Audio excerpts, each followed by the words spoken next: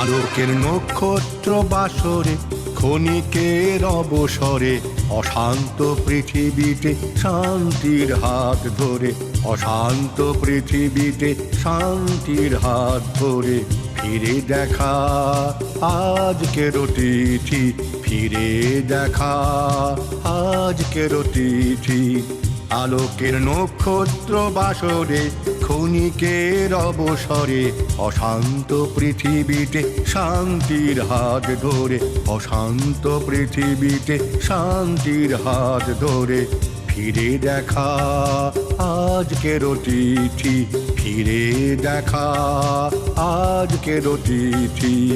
আলোকের নক্ষত্র বাসরে।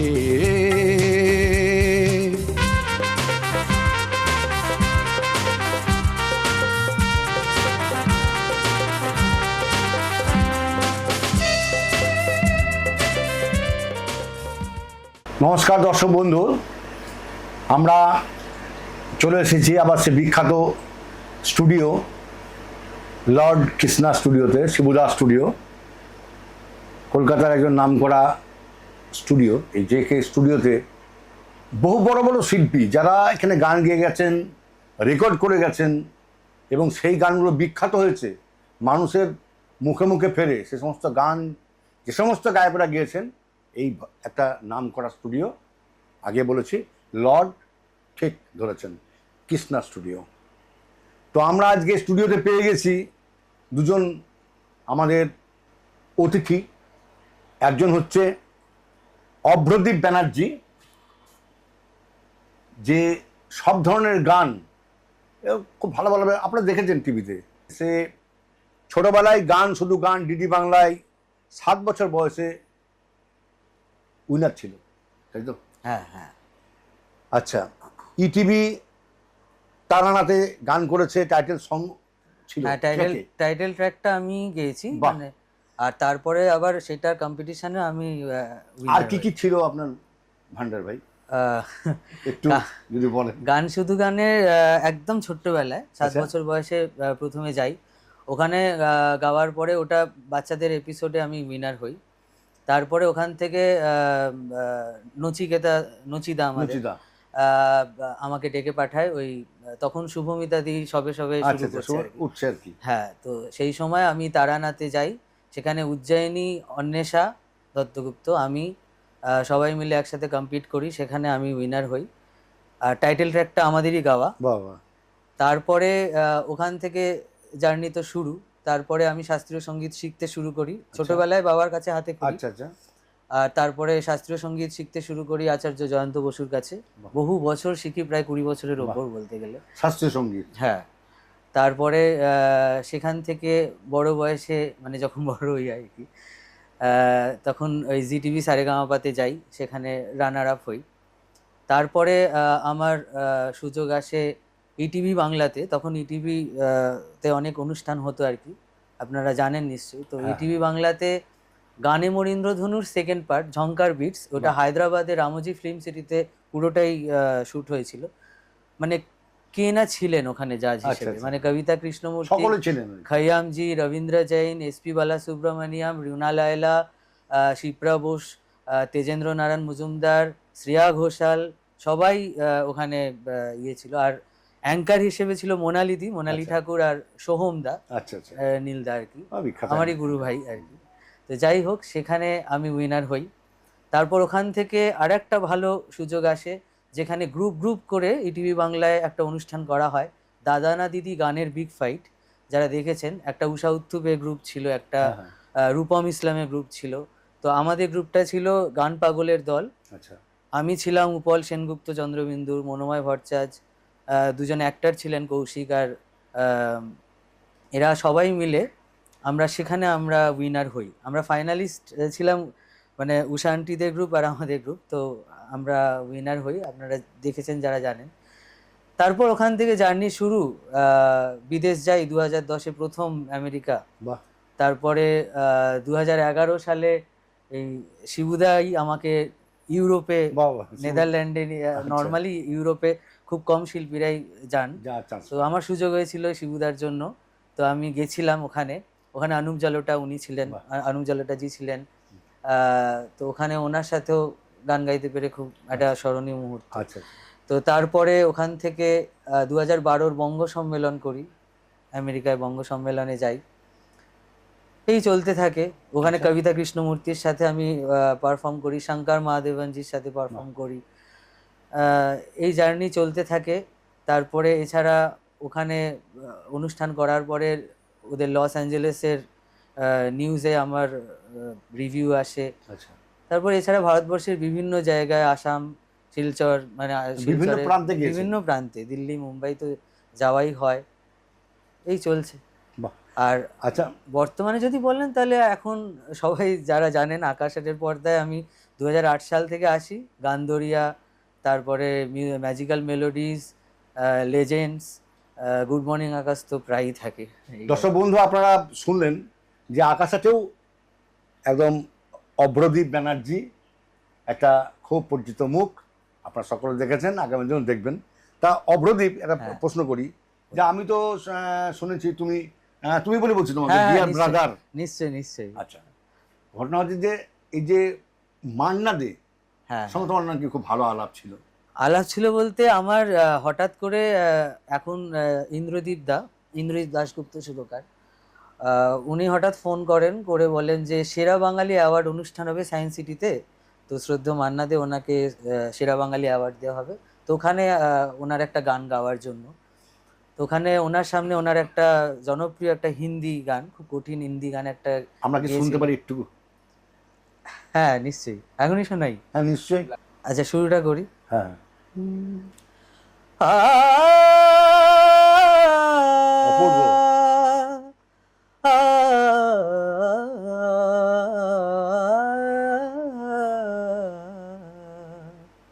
लगा चुनरी में दाग छुपाऊं कैसे, लगा चुनरी में दाग, चुनरी में दाग छुपाऊं कैसे, कर जाऊं कैसे, लगा चुनरी में दाग छुपाऊं कैसे, लगा चुनरी में दाग। दिम तनना देतिर तानुम तन्ना देरे ना दिम तनना देतिर तानुम तदेरे ना दिम तनना देतिर ता नुम तदेरे ना दिम ना देरे देरे ताना तुम दा दारे तारे दानी द्रिम तनना ना ना देरे देरे दानी तानी तानी तानी द्रिम तनना देतिर तानुम तन्ना देरे ना दिम तनना देतिर ता नुम तदेरे ना सप्तसुर न तीर वाम वंशी बाजे रे सा नि सा नि दा दा पापा मामा गा मा धा गा मामा गा रे सा दादा कीर्ता चरण धरण धर दब गम धनई परन झा झर झन के जन न न न न न दृढ़ तनुम तन तन न न न न दिम तन न दे तनुम तन न दे रे न दिम तन न दे ता नुम त दे रे न दिम तन न दे ता न दृढ़ तनु धिम तन न न न धिम तन न न न धिम तन न न न दृढ़ तन न न दृढ़ तन न न दृढ़ तन न न ना दे तेरे तुम दे तेरे ना दे तेरे तुम दे तेरे दे दे तुम दे दे तुम दे दे तुम दे दे तुम दे तुम तू दे तुम तू दे तुम तू दे तुम तू दादरे धूम तकन धा दादरे धूम तकन धा दादरे धूम तकन धा द्रिम तना ना दे देता नुम तना दे रे ना दिम तना ना दे देता नुम ता दे रे ना दिम तना ना दे देता नुम ता दे रे ना दिम तना ना दे देता दे देता दे देता।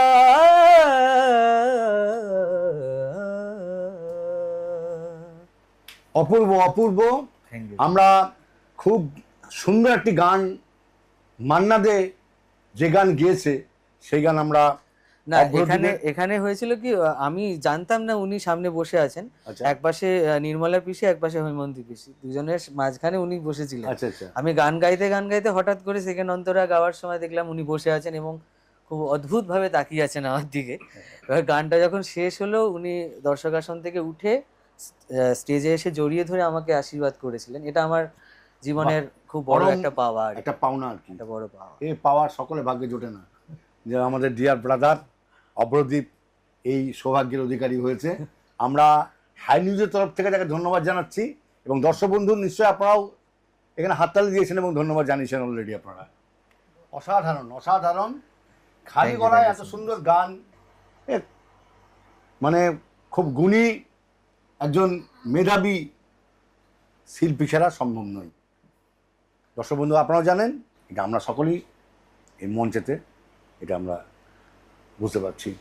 তো এবার একটু কথায় আসি, হ্যাঁ, বলুন। অপরাধী, যে বাবা মা কি গান করতো?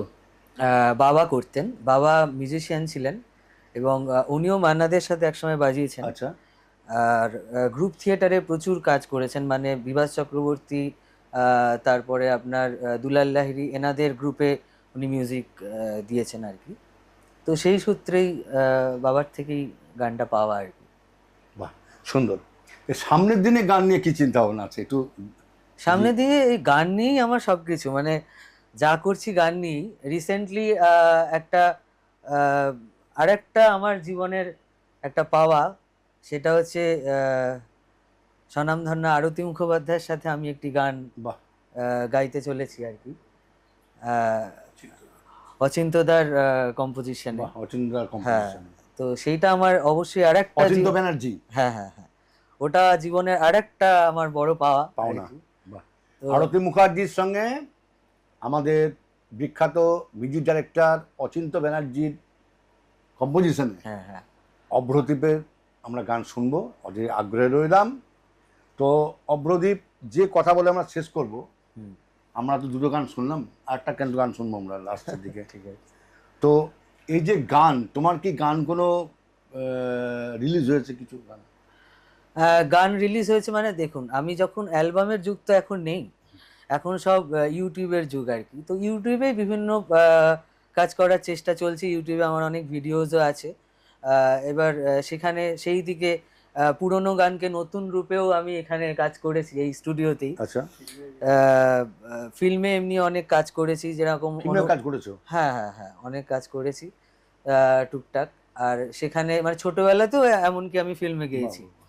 একটা অনুপমা বলে একটা মুভি ছিল যেখানে আমি গিয়েছি। তারপর ইন্দ্রদীপদার সাথে আমি প্রচুর কাজ করেছি।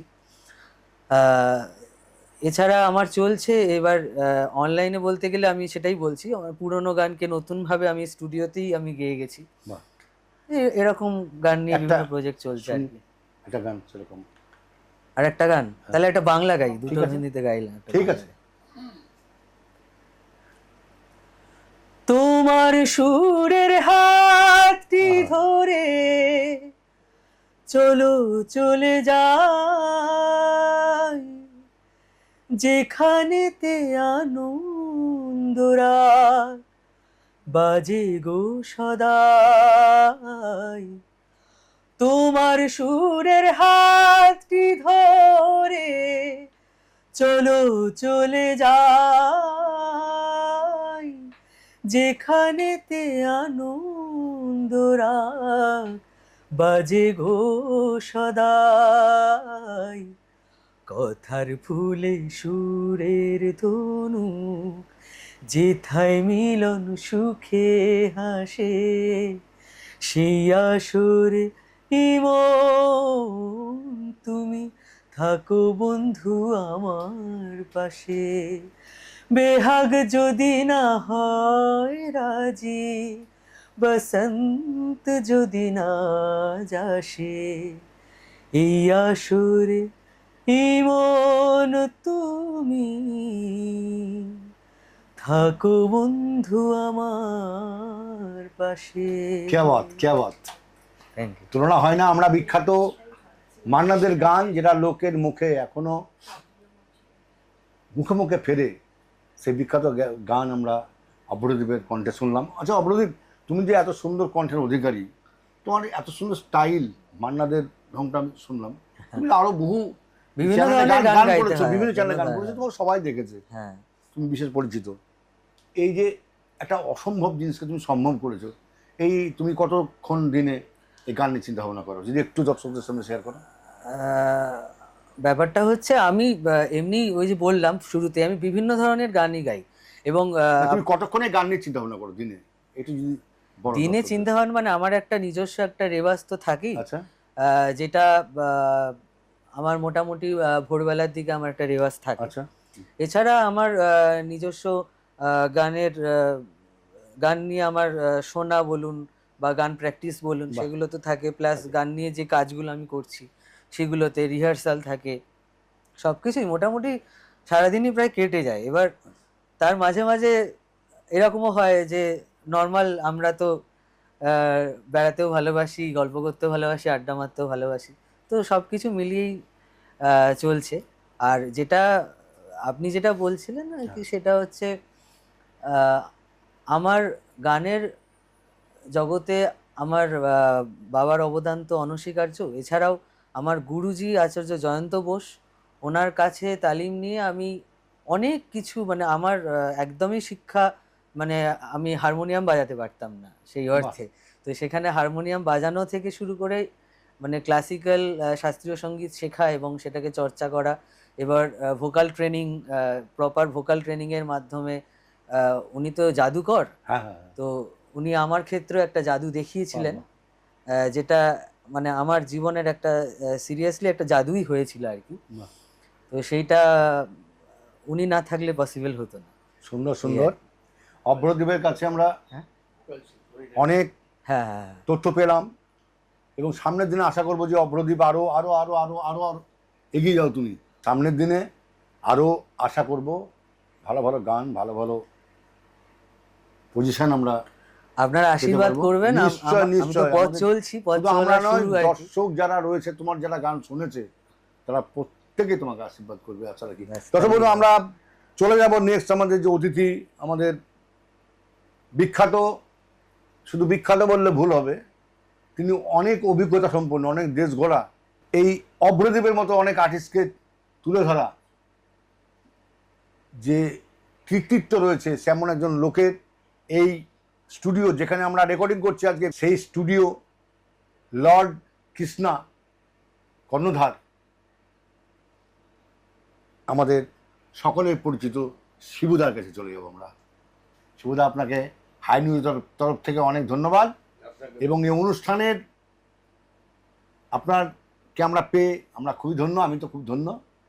তো প্রথমে বলবো যে আপনি প্রথমে বলি যে হ্যাঁ আপনি বললেন আমি অতিথি, আমি অতিথি নই, আপনি আমার ইয়েস অতিথি। ইয়েস 100 বার 100 বার আর সবচেয়ে 100 মজার বার ব্যাপার সত্যি কথা। হচ্ছে আমি সিদ্ধদার মাধ্যমে হ্যাঁ। আপনার সাথে এই পরিচয়ের 100 মাধ্যমে বার। আপনার এন্ট্রিটা আপনি- আজকে আপনার পদধূলি পড়েছে হ্যাঁ। আমার স্টুডিওতে, তাকে আমি নিজে খুব ওরে বাপরে, আপনি হ্যাঁ সরি হাই নিউজের একটা চ্যানেলের একটা পদধূলি আমার স্টুডিওতে, আমার খুব ভালো লাগছে।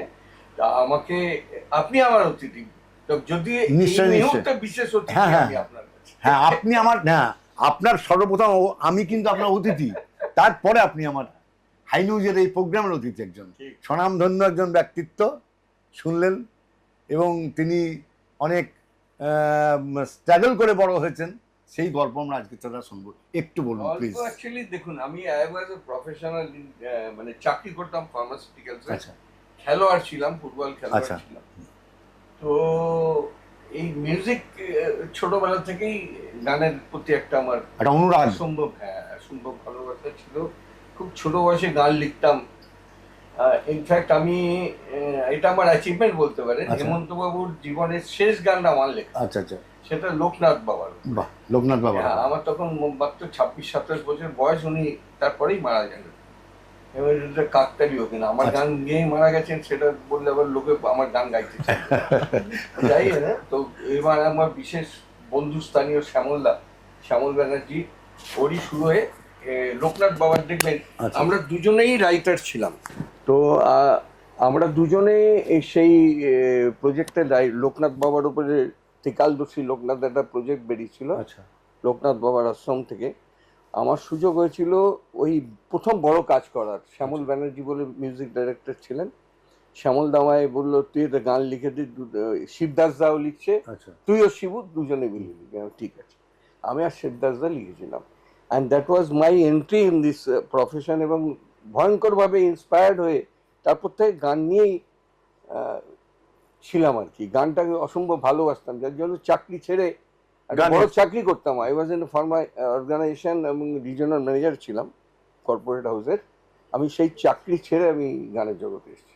দাদা, আপনার সঙ্গে আমার জীবনে অনেক মিল আছে। হ্যাঁ, আমিও প্রথমে প্রাইমারি শিক্ষক ছিলাম। আচ্ছা আচ্ছা। আমি ভলেন্টারি রিটায়ারমেন্ট নিয়ে চাকরি ছেড়ে দিয়ে আপনি গান নিয়ে আমি এই গান, সাংবাদিকতা এবং আমি ল পড়াশোনা বাহ। করে একটা জায়গা, একটা হাইকোর্টে একটু ঢোকার চেষ্টা করেছি এই সবে মাত্র। তো যাই হোক, তো আপনার কাছে এসে আমি তো খুব ধন্য। তো দাদা আপনি শুনেছি যে আপনার স্টুডিওতে হ্যাঁ বড় বড় সব আর্টিস্টরা এসছে। হ্যাঁ, আমি যখন প্রথম স্টুডিওটা করি 1998, 99 এন্ড 99 শুরুতে, আমার স্টুডিও শুরুটাই স্পার্কিং দিয়ে। মানে প্রথম সুযোগ এলেও অনুপজি বললেন যে শিবু তেরা স্টুডিও। অ্যাকচুয়ালি আপনি হয়তো জানেন, জেনেই এসছেন, আমি ইভেন্ট করি ওয়ার্ল্ড ওয়াইড, আচ্ছা আচ্ছা কালচারাল ইভেন্ট স্পেশালি, এবং ভারতবর্ষের সমস্ত বড় বলিউড আর্টিস্টদের নিয়েই কাজ করি। আচ্ছা আচ্ছা ইনফ্যাক্ট সেই সময়টা আমার সাথে কাজ করেছেন জগজিৎ সিং থেকে আরম্ভ করে, জগজিৎ সিং, গোলাম আলী খাঁ সাহেব, পঙ্কজ উদাস, অনুপ জালোটা, এই গজল স্ট্রিমটা সম্পূর্ণটা, হরিহরনজি, আচ্ছা সবার সাথে আমার বিদেশ সফর ছিল। মানে আমি একমাত্র বোধহয় প্রথম গরিব বাঙালি যে কিনা I have travel more than 150 Times in Europe country for the shows only. মানে আমি মোর দ্যান 200 শোজ আমি করেছি আচ্ছা আচ্ছা यूरोप कंट्री थे, Europe specially Europe and south America, partly north America. तो अनुप जी हमारा बोलो शिबू तेरा स्टूडियो में कैसा है, हम आइए देख के जाइए, देखो ना गाना है, मैं किसी को भेज रहा हूँ। তো সেই সময় ওই অরুণদার একটা কোম্পানি ছিল, কোম্পানিটার নামটা ভুলে গেছি আমি, হ্যাঁ বিটোফেন বলে। আচ্ছা অরুণবাবু এলেন, বলে শিবুদা আমাকে অনুপজি বলেছে আপনার এখানে ডাবিংটা করবে, ওনার একটা প্রোগ্রাম আছে কলকাতায়। ওই শুরু আমার স্পার্কিং, আমার জীবনের প্রথম স্টুডিও করার পরেই প্রথম বড় আর্টিস্ট। আচ্ছা আচ্ছা তারপর থেকে ধারাবাহিকভাবে দেখুন স্টুডিও থাকলে গায়ক গায়িকা আসবে, আসবেই দাদা। সমস্ত বড় বড় আর্টিস্টরাই এসছে। আর মান্না কাকা, যেহেতু আমি আমার বন্ধুর কাকা ছিলাম, আমরা কাকা ডাকতাম, কিন্তু সামনে দাদা বলতাম, কারণ দাদা না বললে খেপে যেত। আর আমাকে অসম্ভব পুত্রবোধ স্নেহ করতেন। আচ্ছা আচ্ছা এবং ওর শেষ জীবনটা আমি ওনার কাছেই বোম্বেতে, আমি ইভেন মর্নিং ওয়াকও করতাম একসাথে। তো মান্নাদার সবচেয়ে প্রিয় জায়গা এটাই ছিল। এবং এমন ভাবে উনি বলতেন, কিছু কিছু বড় বড় স্বীকৃত মিউজিক ডাইরেক্টরকে বলতে, শিবুর কাছে চলে যাও, কিরম ভাবে আমাকে গান গাওয়ায় ও ঠিক জানে, তোমরা জানো না। আমার নিজের লজ্জা লাগে। এবং আমার একটা কথা মনে আছে, 2002-এ আমি ওনাকে ইউরোপ ট্যুরে নিয়ে যাচ্ছি, কলকাতা থেকে ওই কলেজ পাড়ার একটা হারমোনিয়াম তৈরি করা একটা, ওর নামটা বলেছে সম্ভবত বেলা বোধ হয় নাকি, বেলা ফ্লুট। ওরা গেছে 6 না 7টা হারমোনিয়াম নিয়ে গেছে বোম্বেতে। একটা আমার টার্গেট ছিল যে মান্নাকে নিয়ে গিয়ে ওই দেশে গিয়ে অকশন করবো, মানে স্টেজে ডাকবো যে কারা কারা ওনার হারমোনিয়াম বাজে। ওই হারমোনিয়ামটা স্পেশালি ওনার জন্য বানিয়েছি, মান্নাদের জন্য। হ্যাঁ। তো জন এব্রাহামের একটা বিরাট ডিমান্ড ছিল ওই দেশ থেকে, সাউথ আমেরিকা, সুরিনাম আর ওয়েস্ট ইন্ডিজ। আমাকে ওই দেশ থেকে বললো যে এরকম জন এব্রাহামকে চাই। আমি বললাম ঠিক আছে, সাথ में तो किसी को लेना है और क्या, বললা লেকে আও। তো বাবুল সুপ্রিয়, তখন শ্রেয়া অত নাম করেনি, ওই কৃষ্ণা কটেজ টটেজ বেরিয়েছে, তারপরে কবিতা কৃষ্ণমূর্তির সাথে একটা ছবির গান ছিল, ওই বনসালের, ওর গানটা। মানে ঠিক আছে, বাবুল সুপ্রিয়কে ले लेते और শ্রেয়া ঘোষাল। এই ট্রিপে গেলাম। ওই ট্রিপে সবচেয়ে হচ্ছে জন এব্রাহামের জীবনের প্রথম স্টেজ শো, শ্রেয়ার জীবনের প্রথম ফরেন ট্রিপ। মানে এটা ইট ওয়াজ অ্যান অ্যাচিভমেন্ট। এটা বিশাল। এবং আমি কলকাতার মিউজিশিয়ান নিয়েছিলাম এখানকারই, হ্যাঁ, তারাই এখন জি টিভিতে বাজায়, গৌতম দাস, তারপরে ওই টুকাই ফুকাই আছে, বাপি মুখার্জি, যারা যারা ছিল, জয় বিশু, এখানকারই ছেলে সব। তো এরকম আমি এরকম শো করেছি একটা, একই স্টেজে হরিহরন, অনুপ জালোটা। মানে ওই শোটা, এরকম শো কখনো ওরা মানে আর্টিস্টরাও চিন্তা করেনি। আমি ওখানে গিয়ে স্পটে ভাবলাম, তাই বললাম आप लोगों को कैसे यूटिलाइज करना है, how do I utilize you. তো হরিজি বলল आप बताओ। तो আমি অনুপজি হরিজিকে নিয়ে বসে বললাম एक प्लानिंग करते हैं, अनुप जी पहला गाना जो हाँ एंड करेगा उसी स्केल से आप दूसरा गाना, तो एक लिस्ट बना लीजिए। ওরা একটা লিস্ট বানিয়ে নিল।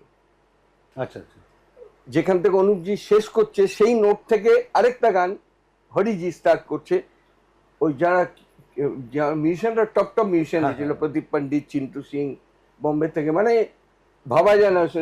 স্টিফেন দেভাসি বলে কিবোর্ড প্লেয়ার, যিনি রহমানের মিউজিক অ্যারেঞ্জার, ও ছিল।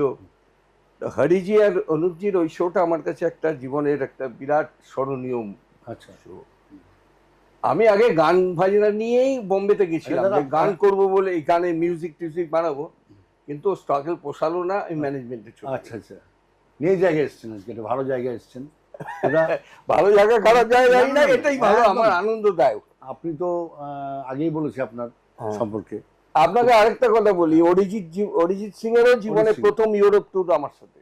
আপনার সঙ্গে হ্যাঁ, তার আগে ইউরোপ দর্শক কখনো বন্ধু যায়নি। শুনলেন যে দাদার মুখে, শিবুদার মুখে, যে অরিজিৎ সিং যে এখন বিখ্যাত গায়ক আমাদের, ওরা ভারতবর্ষময় যার খ্যাতি, সেও কিন্তু মুর্শিদাবাদের ছেলে। হ্যাঁ, আজিমগঞ্জ, মুর্শিদাবাদে। তার জিয়াগঞ্জ তার বাড়ি। মোটামুটি আমরা, অরিজিৎকে আমি হ্যাঁ হ্যাঁ অনেক টাকা দিয়েই নিয়ে গেছি, আচ্ছা, কিন্তু ওদের কাছে তখন এই বম্বে বলিউডের আর্টিস্টের কাছে আমেরিকা ইউরোপটা কিন্তু জল ভাত, জল ভরে। ওই যেতে আসতে থাকে। Yes, yes. কিন্তু আমার এটা সৌভাগ্য, it is my achievement rather, যে he came with me to Europe first time. Yes, yes. ওর ফার্স্ট ট্রিপটা আমার সাথে, বাহ, তারপরে অনেকবার গেছে। খুব মানে সুন্দর। অরিজিৎ আর কোন কোন আর্টিস্টকে আপনি এভাবে- সবাইকে নিয়ে, আপনি যে কোনো আর্টিস্টের নাম বলুন। কুমার শানুর যদি কথা বলি, হ্যাঁ, ওকে নিয়ে কাজ করেছি, অনেক কাজ করেছি। উদিত নারায়ণ, হ্যাঁ, আমি সবাইকে নিয়ে কাজ করেছি। আমার জীবনের সেরা আর্টিস্টদের বলার মতন আর্টিস্টগুলো হচ্ছে মান্না দে। হেমন্ত মুখার্জি। না, হেমন্তবাবুকে আমি পাইনি, আচ্ছা। কারণ মান্নাদাকে পেয়েছি অনেক বেশি বয়সে। আমি বেশি মান্নাদার একটা গল্প বলি, এটা লোকাল শোয়ের কথা, মানে দিল্লির শো ছিল। দিল্লিতে কালীবাড়িতে, তখন ওনার 82 কি 83 বছর বয়স। আমি মান্নাদের জীবন ফার্স্ট মেতে জীবন, মানে ওনার বার্থডে পালন করেছি কিন্তু ইউরোপে। আচ্ছা আচ্ছা, ইউরোপে। হ্যাঁ, ইউরোপেও করেছি, আমেরিকাতেও করেছি। তো মান্নাদের এটা হচ্ছে একটা অ্যাচিভমেন্ট, দিল্লি কালীবাড়িতে প্রথম 4টে গান আমি গলা দিয়ে, ওনার স্বর বেরোচ্ছে না। আচ্ছা, মান্নাদের। হ্যাঁ, 82 বছর বয়সে ঠিকই। নিয়ে তো গেছি আমি, ভাইপো যাইনি, ওর ভাইপো যায় সব জায়গায়। ভাইপো বলেছে যে তুমি দেখো এটা, আমি যেতে পারছি না দিল্লিতে। তা আমি আই ওয়াজ ইন দিল্লি ওই সময়। আচ্ছা আচ্ছা, তা আমাকে কাকা আটকে দিল। তো গেছি দিল্লি কালীবাড়িতে, প্রোগ্রাম ছিল 2002 হবে সালটা, যদ্দূর মনে পড়ে। যাই হোক আর কি।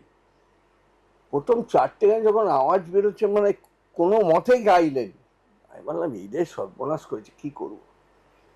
কিন্তু 5খানা গান থেকে যখন গানটা ধরলেন, 42খানা গান একটা আর্টিস্ট গাইলেন, মানে পরপর। একে বলে শিক্ষা। এর নাম মান্না দে। মান্নাদের তো 42টা গান গাওয়ার পরে বলছে, শিবু আর কটা গাই গাওয়া, আপনি তো স্টেজ থেকে নামছেনই না, আর আমি কি বলবো। অনেক তথ্য পেলাম, অনেক সমৃদ্ধ। গল্প আছে দাদা, অনেক, আপনাকে হ্যাঁ। গল্প বললে, আপনি আমাদের একটা শরীর আছে ইউটিউবে, দেখে নেবেন। বাহ। গল্প বললে শেষ হবে না। না, আরো তথ্য কিভাবে পেতে পারবে? আপনার ইউটিউব সার্চ করলে পাবে হ্যাঁ, এই তথ্যগুলো। যেমন আমার আগ্রহ আছে আরো অনেক কিছু শুনবো, কিন্তু ইউটিউবে আমার তো পাবেন, সময়ের কাছে বাঁধা। আপনাকে পাঠিয়ে দেবো, প্রচুর তথ্য আছে। এর অবশ্যই পাঠাবেন। হ্যাঁ। আচ্ছা, আরেকটা কথা শেষে আমরা মোটামুটি ব্রেক নেব একটা। তো যেটা বলবো, যে আপনি তো অনেক গান লিখেছেন, হ্যাঁ, লিখেছি, সুর দিয়েছেন। শুরু করেছি। আমার 350-এর ওপরে অ্যালবাম আছে, বাংলা অ্যালবাম রয়েছে। লেখা গান। বাহ। আর আমি অ্যাকচুয়ালি ইউরোপে কিন্তু খুব প্রমিনেন্ট মিউজিক ডাইরেক্টর। আচ্ছা, মানে আমার অ্যালবাম ওখানে খুব বিক্রি হতো বিক্রি হতো। একসময়, খুব। আমি যে কোম্পানিটার সাথে আছি, ওই কোম্পানির ইন্ডিয়ান রিপ্রেজেন্টেটিভ আমি, KMI music, KMI movies. KMI হচ্ছে ইউরোপের একদম ব্র্যান্ড কোম্পানি একটা। আচ্ছা আচ্ছা, এবং বেসিক্যালি ওরা ছিল ইন্ডিয়ান যত অডিও ইন্ডাস্ট্রির ইম্পোর্টার ইউরোপে। আচ্ছা। টোটাল ইউরোপ, ইংল্যান্ড আর ইউরোপ মিলে। ইংল্যান্ডকে ইউরোপের মধ্যে ধরা হয় না, আলাদা ধরা হয়। তো ওরা ইউনাইটেড কিংডম পড়ে।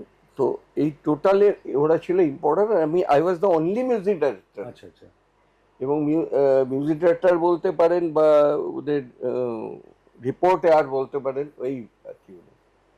তো আমি ওদের হয়ে প্রচুর গান করেছি, প্রচুর। মানে এমন কোনো শিল্পী নেই যারা ওদের কোম্পানিতে গান করেনি, এবং সবটারই মিউজিক আমার ছিল। দর্শক বন্ধু, আমরা অনেক কিছু তথ্য পেলাম আমাদের তীর্থঙ্কর সোম শিবুদার কাছ থেকেও, আমরা অভ্রদেবের কাছে আমরা গান পেলাম, তার গায়কী যে একটা সুন্দর একটা বিকাশ, সেটা আপনাদের সামনে আমরা তুলে ধরার চেষ্টা করলাম। আমরা তো সকলে সময়ের কাছে বাঁধা, আমাদের ছোট্ট একটা বিজ্ঞাপন বিরতি নিতে হবে। তো আমরা ছিলাম হাই নিউজ টেলিভিশন নিবেদিত, আমি সাংবাদিক এবং সঙ্গীত শিল্পী মানবেন্দ্র চক্রবর্তী পরিচালিত ফিরে দেখা আজকের অতিথি এই অনুষ্ঠানে। আমরা নতুন অতিথি নিয়ে আবার একটু পরে আসছি, আপনারা কোথাও যাবেন না, বসুন, আমরা এখনই ফিরে আসবো।